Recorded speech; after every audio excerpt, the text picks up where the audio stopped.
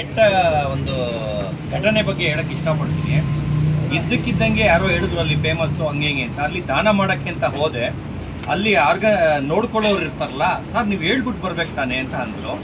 ಏನಕ್ಕೆ ಅಂದರೆ ಇದರಲ್ಲಿ ಒಬ್ಬರು ಇದ್ದರು. ಅಂದರೆ ನಾವು ಬರೋ ದಿನ ಡೂಪ್ಲಿಕೇಟ್ ಆಗಿ ಕರ್ಕೊಬಂದು ಕೂರಿಸ್ಬಿಟ್ಟು ಅವ್ರಿವರಿಂದ ಚಂದ ವಸೂಲಿ ಮಾಡ್ತಾರೆ.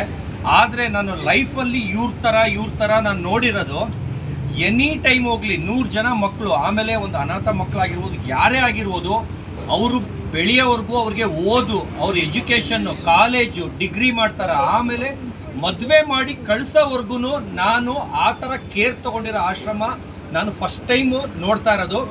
ಈ ಥರ ಜಿನಿಯನ್ ಆಶ್ರಮ ನಾನು ನೋಡೇ ಇಲ್ಲ ಲೈಫಲ್ಲಿ. ಅದರಿಂದ ನಾನು ಬೇರೆ ಎಷ್ಟೋ ಜನ ಬರ್ತಾರೆ, ಆದರೆ ನಾನು ಅವಾಗಿಂದ ಇವರೊಬ್ಬರಿಗೆ ಆಮೇಲೆ ಇನ್ನೊಬ್ರಿಗೆ ಮಾತ್ರ ಮಾಡ್ತಾ ಇರೋದು.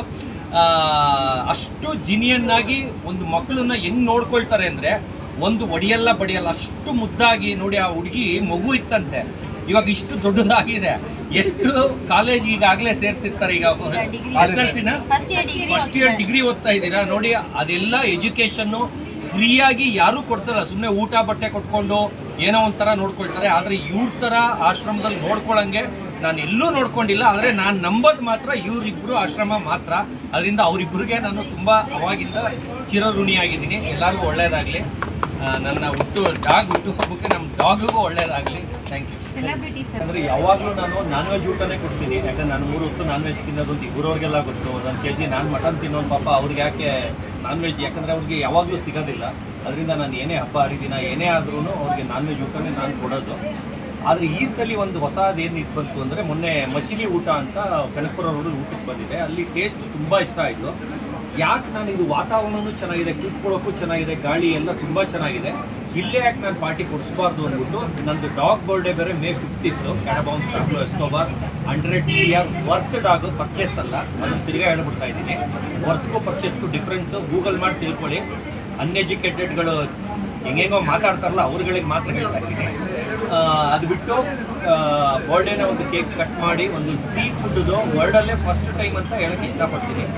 ಸೀ ಫುಡ್ದು ಪಾರ್ಟಿ ಒಂದು ಓಲ್ಡ್ ಏಜ್ ಪೀಪಲ್ಗೆ ಒಂದು ದೊಡ್ಡ ಮಟ್ಟದಲ್ಲಿ ಅನ್ಲಿಮಿಟೆಡ್, ಅವರು ಏಡಿಕಾಯಿ ಆಗಿರ್ಬೋದು, ಸೀಗಡಿ, ಪ್ರಾನ್ಸು, ಫಿಶ್ಶು, ಯಾಕಂದರೆ ಯಾರೂ ಅದನ್ನು ದಾನ ಮಾಡೋದಿಲ್ಲ.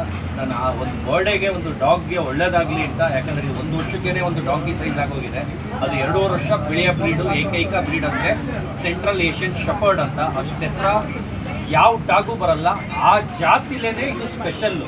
ಅಂದರೆ ಮನುಷ್ಯನಲ್ಲಿ 6 ಅಡಿ ಬೆಳೆದಿರ್ತಾರಲ್ಲ, ಅವನು ನಾರ್ಮಲ್ಲು. ಅದೇ 10 ಅಡಿ ಬೆಳೆಯೋನು ಸ್ಪೆಷಲ್ಲು. ಆ ಥರ ನಾಯಿನ ಹುಡುಕಿ ನಾನು ಅದನ್ನು ಹುಟ್ಟಕ್ಕಿಂತ ಮುಂಚೆನೇ ನ್ಯೂಸ್ ಮಾಡಿ ಅದನ್ನು ಸೆಪ್ಟೆಂಬರಲ್ಲಿ ನಾನು ತೊಗೊಂಡು ಬಂದಿರ್ತೀನಿ. ಬರ್ಡೇ ದಿನಾನು ಲಾಂಚ್ ಮಾಡಿರ್ತೀನಿ. 5 ತಿಂಗಳು ಮರಿ ಅದು. ಇವಾಗ May 5 ಅದಕ್ಕೆ ಫುಲ್ 1 ವರ್ಷ ಆಗುತ್ತೆ. ಇವತ್ತು ಅದಕ್ಕೆ ಬರ್ಡೇ ಮಾಡ್ತೀನಿ.